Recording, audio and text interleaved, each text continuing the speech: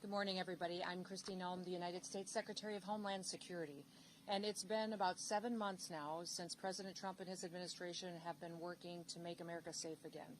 As you know, the Department of Homeland Security is tasked with making sure that we have a secure border, which we have overwhelmingly been successful with by President Trump's direction, at making sure we're enforcing our laws in this country, that the rule of law matters, and that it applies equally to everybody.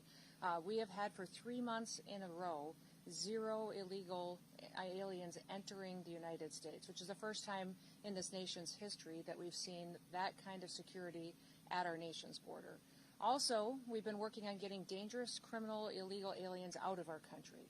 Murderers, rapists, drug traffickers, human traffickers, going out, arresting them, and removing them from our communities so that our families can be safe again at night. Our top priorities have been these 2 items: securing our borders and arresting dangerous criminals and removing them from our cities and our towns and our states across the country from coast to coast. Since President Trump has taken office, we have arrested hundreds of thousands of these illegal criminals. I'm here today because the elected leaders in this state of Illinois are ignoring the law. In fact, they're being obstructionists when it comes to getting dangerous criminals off of their streets. They are deciding that dangerous criminals that are murderers, rapists, money launderers, have committed assault, that are trafficking children, are more important than the families that live in the communities here. That includes Governor Pritzker, Mayor Johnson, and others who have worked so hard to protect these dangerous criminals. They'd rather be a sanctuary state and continue to put those individuals above American citizens who built this country, who've raised their families here for generations, and just want to be able to walk down the street safely at night and put their kids to bed and live a peaceful life. Today I'm highlighting 4 different examples of individuals that we've recently arrested here out of this office with the good work of ICE and our HSI officers that we've taken off the streets without the help of the governor or the mayor. Our federal officers have had to do this alone without their support, and these dangerous individuals are now no longer victimizing people because of the good work that we do. Hector Bonaparte is a 42-year-old illegal Mexican alien who had previously been convicted of predatory sexual criminal assault against a victim under the age of 13. We have Jarvin Flores Santos, who's a 40-year-old Honduras individual who was arrested back in 2020 the first time for aggravated criminal sexual abuse and attempted criminal sexual abuse of a minor under the age of 13 again. And Waldemar Jabik, a Polish citizen who had been convicted in 2014 for attempted murder and then also aggravated domestic battery. He was convicted of these after he stabbed his own wife and his 19-year-old daughter. It was not the first time that police had been called to his house for domestic disturbance, but he was never held accountable until recently by these federal officers. Dongay Silas, a 33-year-old illegal alien from Micronesia, has had 3 DUI convictions, and as well as convictions of criminal mischief, of wanton endangerment, and driving without a license. These individuals would still be out on our streets today, committing crimes and attacking people and harming them and hurting our children if Governor Pritzker and Mayor Johnson had their way, because their choice has been routinely over and over and over again to release these criminals back on the streets. The debate over so-called sanctuary policies has real consequences. It has consequences for our law enforcement officers, but also for the families that live here and the businesses that are just trying to provide for their community. Governor Pritzker and Mayor Johnson are answering that question every single day of who should be our priority, who should be our responsibility, and over again, they're choosing criminals. In just the last 7 months, ICE has issued over 1,664 detainers in Chicago alone. 1,664 detainers we have lodged against violent criminals, and that is a 106% increase over what was issued during the Biden administration. Unfortunately, Chicago and its leadership has only honored 8% of those. That means every other person, when they're released from paying for the consequences of their crimes, back onto our streets without any notification to individuals or to the families that have been victimized by them. By getting those 8% at least off of the street, the brave men and women of ICE are saving American lives. Yesterday we announced that now our ICE officers are facing a 1,000% increase in assaults against them. And you read about the stories and hear what's happening from coast to coast every day in our national media and in our press. But it's in large part due to the pro-sanctuary state and cities policies and the language of elected bureaucrats and politicians that are reckless with their lives and endangering their families. Every public official should talk about and work to protect people, to keep them safe and American people's lives safe. I want you to look at the contraband that's in front of me. We have 20 kilograms of fentanyl that's in front of me on this table. That's enough to kill 10 million people. And here out of this office, this was interdicted just days ago here in Illinois, and because these federal officers have been out on the streets picking up criminals and dangerous individuals, we were able to take this 20 kilograms of fentanyl off the streets and save over 10 million lives. They're also keeping these weapons out of the hands of criminals that would use it to rob and assault and to murder individuals in these communities. Unfortunately, all of the politicians that have spoken out against their efforts, their desire appears to be that they would like to have more of this on their streets, more drugs out there for their kids and families to be victimized, more guns out there committing crimes. That is not the work that we do in ICE. The work that we do is to protect people and make sure that we remove these weapons and drugs off of our streets and hold those criminals accountable who would go forward and continue to use that to harm individuals. I just want to ask you for three things today. Number one, I want to ask you to support your law enforcement officers. Have their backs. Every single individual that's out there that is noisy and attacking them right now is having an effect that's ratcheting up the rhetoric and distorting facts and not allowing the facts to get out of what the work that they're doing every day and what we've done to help victims get some justice for the harms that were perpetuated in their lives. Those of us that appreciate the work of our law enforcement officers, the fact that we're a country that doesn't pick winners and losers. We apply the law, and if we don't like the law, we should be going to Congress to change it. But that is what these law enforcement officers do, is they continue to uphold the law and make sure it applies equally to everybody. Second thing I'd like to ask you to do is stop putting criminals first. Stop making them the number one priority. They are perpetuating harm on American citizens, and they need to be held accountable for it. And number three, I would ask that you think about the family members around you, the people you've spent your time with, the American citizens that live next door to you in your community. Start thinking about what kind of a community they want to live in, what your city should look like, what their families deserve, and put them first. Make them the priority because they're the ones who invested in this country, and keep it safe and keep it productive and keep it the best country in the world. We'll never apologize here for protecting the American people, but we're going to continue to arrest dangerous criminal illegal aliens. We will defend the homeland. That's what ICE is doing, and I'm so proud to be able to walk with them and to lead with them while they fulfill this mission to really keep the United States blessed far into the future. So with that, I'll open it up to any questions that you may have. Yes.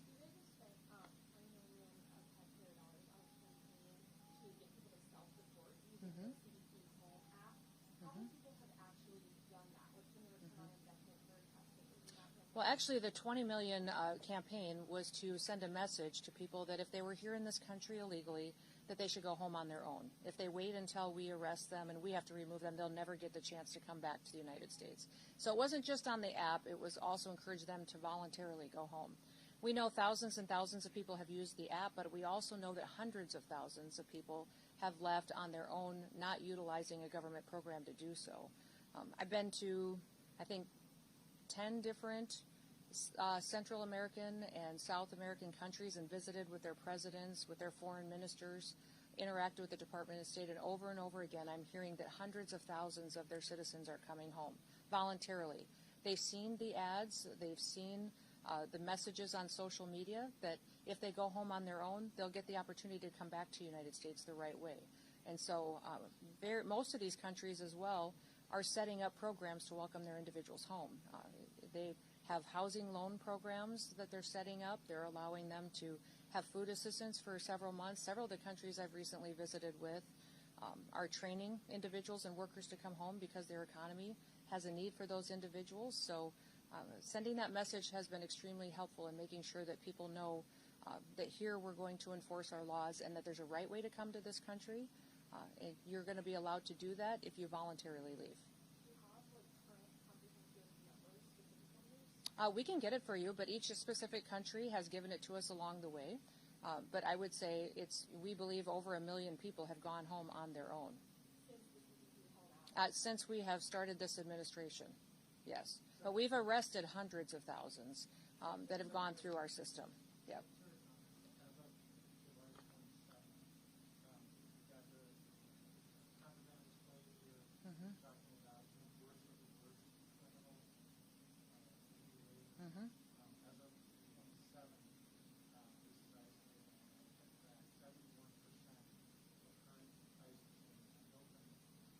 No, that's not true.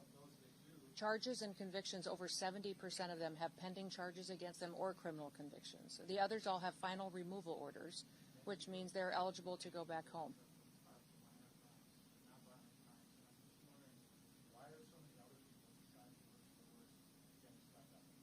Nobody's getting swept up. We're running targeted enforcement operations across the country.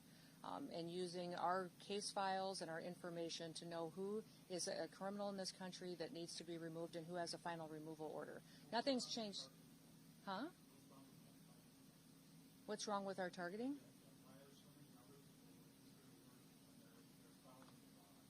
Well, they're not following the law if they're here illegally. There's a right way to come to this country, and so... Yes, I'm talking about criminals in these situations, absolutely. But we also have every situation where we have those that have final removal orders need to go home because their due process is over and they have their paperwork and they're ready to travel. So that has been the priority since the very beginning. Nothing has changed. And over 70% of these individuals that we have gone out and arrested and removed from the country have had those pending charges and criminal convictions against them. That has always been the goal of the president.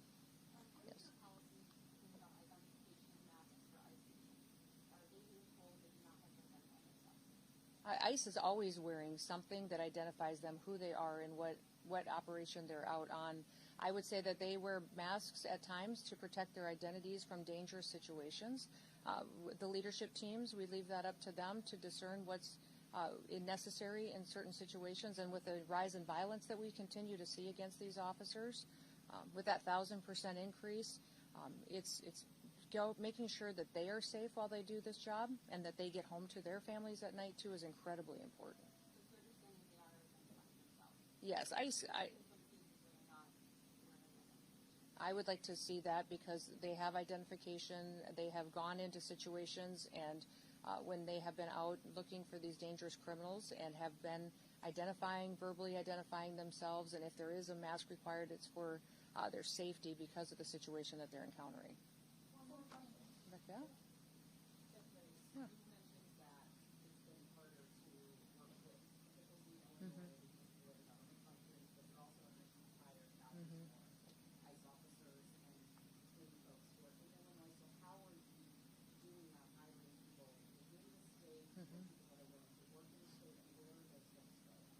Yeah. Yeah, the response has been overwhelming. Part of the big, beautiful bill that President Trump advocated for allocated to us the resources to hire 10,000 new ICE officers. We have had that open for less than a week, and we have over 80,000 applicants for those jobs. So they're from all over the country. Some of them are retired ICE officers that want to come back now that they're going to be allowed to do their jobs, some retired CBP or other federal officers. And then we also have a huge amount of interest of people who just want to have their backs and work alongside them. So what we're doing then is to get them trained up as soon as possible. We'll be training them through our federal academy, but we're also going to stand up some pilot areas of where people can home, have signed up and have offers from the federal government. We may do a training right here closer to home so they're not away from their families for so long. So that's being worked out as we see where the final offers are coming from.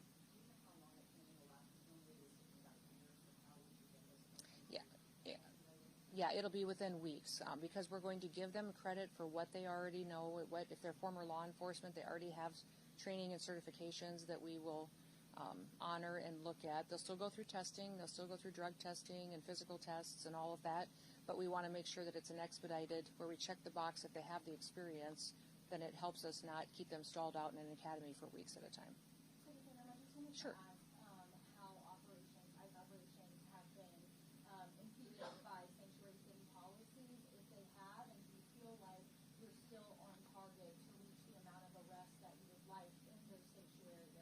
Well, the lack of information sharing is hard. I would say anybody who serves in law enforcement would say they're used to partners. They're used to being able to call up a local law enforcement officer, a sheriff, a highway patrol officer, and say, hey, do you have any information on this individual that is a murderer that's been cited in your city? That's not happening in Illinois. And when we're calling on those most dangerous individuals, when they're being released from your prisons, they're not even letting us know, not honoring our detainers. When we lodge a detainer against someone, it's when you let that person out of jail who's been paying the consequences, let us know so that we can pick them up and get them out of the country. Illinois is not partnering with us on that, which is very, very difficult when we know that those dangerous criminals are going to run free. And many times we go into situations where we don't necessarily have the law enforcement to play a backup role. There are times where we bring more individuals in, more federal officers, because we believe we need to do that for security reasons. So we have great partnerships across the country, over 800 of them, with state and local law enforcement in other states. We wish we had that here. We wish we could build those partnerships. We're going to keep plugging away, and for us, it's about getting dangerous people off the streets. So our target is to get dangerous people off the streets. Last question back there.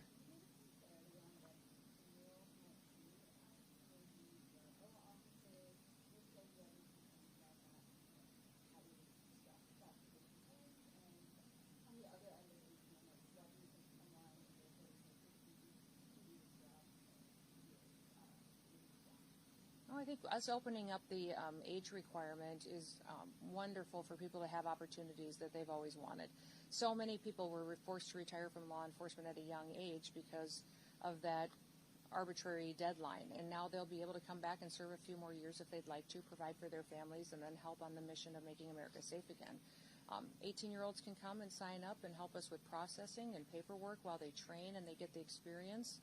They can walk alongside our officers. They will all be as fully trained as any full-time officer before they're put in a situation that might require more of them. So we want everybody to be at the same level of skill set and knowledge when they're out doing an enforcement role out on the job. Anything else? Yes? I don't expect you to know the details of every specific case, so I wanted to give you a little context that calls for a broader answer on this question. About 4 months ago, ICE publicized the arrest of 2 men could be responsible for a mass shooting in Chicago. Your agency named them and got a lot of coverage. However, they have still not been charged in that mass shooting. So my question is whether people sent to prison in El Salvador or 2 men accused here in Chicago of a mass shooting, is it responsible for ICE to publicly accuse people of violent crimes before they've been charged? Well, we follow cases and prosecute cases and turn them over for prosecution just like any other law enforcement agency does. So when we sweep up somebody who's committed an act of violence like that and turn it over, that is public information that is out there. And people need to know who is perpetuating these crimes, and we continue building cases then on who they're affiliated with. Is there further dangers? Our investigators are some of the best in the country that are out there making sure that not only is that person now incarcerated, but who were they affiliated with that could be another danger that we need to continue to look at. So, even if they haven't been officially charged? I would say we follow the exact same process every federal agency does, every state agency does for law enforcement. So we have not changed our methods or how we handle cases or how we even communicate about them than we have since the very beginning, or how the Biden administration did, or the Obama administration. We do it exactly the same. What I wish is you guys would talk about the victims more. How many people were shot in that mass shooting? How many people were victimized? How are their families doing? You all spend so much time talking about the poor justice for these criminals that are harming individuals every single day, and you don't even think twice to go talk to a mom who's now lived for a year and a half without her daughter. Go talk to somebody and see how they're doing, trying to get their kids to school, not sure if they're safe. So I would encourage you to remember that there's always victims in these situations, and many times you're focusing on the one who made them a victim. Thank you. You guys have a good day.